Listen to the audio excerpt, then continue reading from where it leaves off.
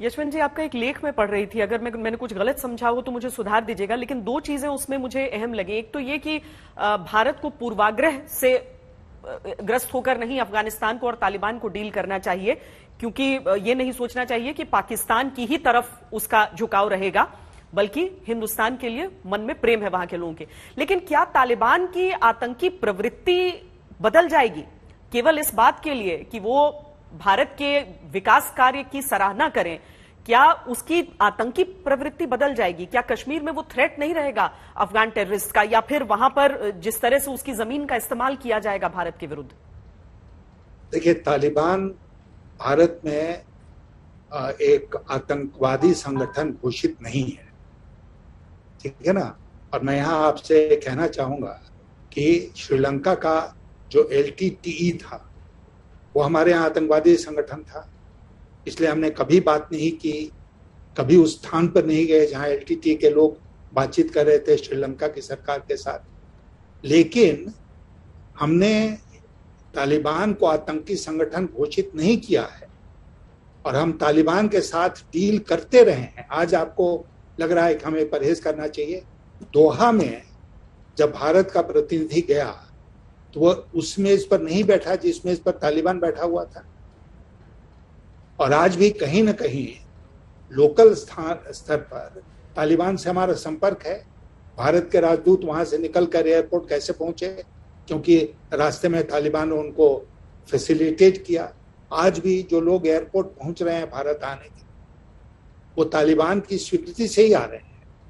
तो ऐसा मान लेना कि बड़ा खराब है, टेररिस्ट ऑर्गेनाइजेशन है, मैं ये नहीं कर रहा हूं कि हम उनको फेस वैल्यू पर लें, लेकिन साथ साथ मैं ये भी कहूंगा कि उनकी हर बात को हम डिसमिस कर दें ये कह के कि नहीं वो तो आतंकवादी संगठन है, हम उस पर विश्वास नहीं कर सकते हैं। तो भारत सरकार ने तालिबान के साथ डील कैसे किया और आज भी कैसे डील कर रहे हैं। अगर वहां पर तालिबान की तरफ से ये कहा जाता है यशवंत जी कि सिर्फ जो है दूसरे देश के नेशनल्स वो निकल कर जाएं, जो अफगान के लोग हैं वो नहीं निकलें, इसमें अफगानी सिख भी बहुत बड़ी तादाद में आ जाते हैं, अफगानी हिंदू भी बड़ी संख्या में आ जाते हैं, जो भारत सरकार से गुहार भी लगा रहे हैं और चाह रहे हैं कि निकल कर आए। क्या उनका इवैक्यूएशन होना चाहिए? क्योंकि उस हिसाब से तो फिर आप वहां की स्थापित मौजूदा जो स्वघोषित सत्ता है वहां की, उसके विरुद्ध ही आप कर रहे हैं।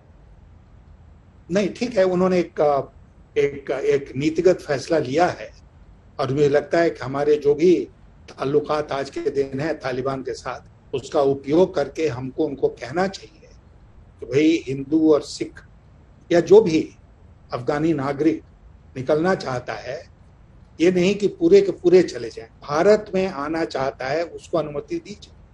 मैं आपसे एक बात और कहना चाहता हूँ कि इस समय जो अफगानिस्तान छोड़कर लोग जा रहे हैं उसमें बहुत सारे लोग भारत नहीं आना चाहते हैं, वो कनाडा जाना चाहते हैं, वो अमेरिका जाना चाहते हैं। उनको लगता है कि वहां जाकर उनको दूध मलाई मिलेगा, तो इसलिए वहां जाओ। और एक स्टेटमेंट मैंने मीडिया में देखा कि किसी अफगान ने कहा कि भारत में क्या मिलेगा, भारत में बहुत बेरोजगारी है, इसलिए हम लोग भारत नहीं अमेरिका और कनाडा जाएंगे। तो मैं आपसे ये कहना चाहूंगा कि उसके बावजूद अगर कोई भी अफगानी नागरिक जो हिंदू है, जो सिख है, वो भारत आना चाहता है, तो हमें बातचीत करनी चाहिए तालिबान के साथ, कहना चाहिए कि इन लोगों को आने की अनुमति आप दीजिए। लेकिन तालिबान ने जो किया है, मुझे लगता है कि वो एयरपोर्ट पर जो अव्यवस्था है, जो भगदड़ मची हुई है, और खास करके वेस्टर्न मुल्कों में जाने के लिए, उसको रोकने के लिए किया है। मतलब तालिबान से बातचीत रहनी चाहिए हिंदुस्तान की अभी से, या फिर एक विचार के बाद आगे सोचें, बाकी लोगों को देखें, फिर रिएक्ट करें? देखिए, मैंने आपसे दोहा का जिक्र क्यों किया? अभी हाल में दोहा में हम उनके साथ बैठे थे, हमने चर्चा की थी, और अभी भी मुझे पूरा विश्वास है कि कहीं ना कहीं भारत सरकार संपर्क में है। डिप्लोमेसी में बहुत सारी चीजें घोषणा करके नहीं की जा सकती है, लेकिन अघोषित रूप से बहुत सारी चीजें होती हैं जिसका मीडिया में लोगों को पता नहीं चलता है, नागरिकों को पता नहीं चलता है, लेकिन क्वाइटली वो काम होता है। अब मुझे पूरा विश्वास है कि भारत सरकार क्वाइटली वो काम कर रही है, चुपचाप वो काम कर रही है।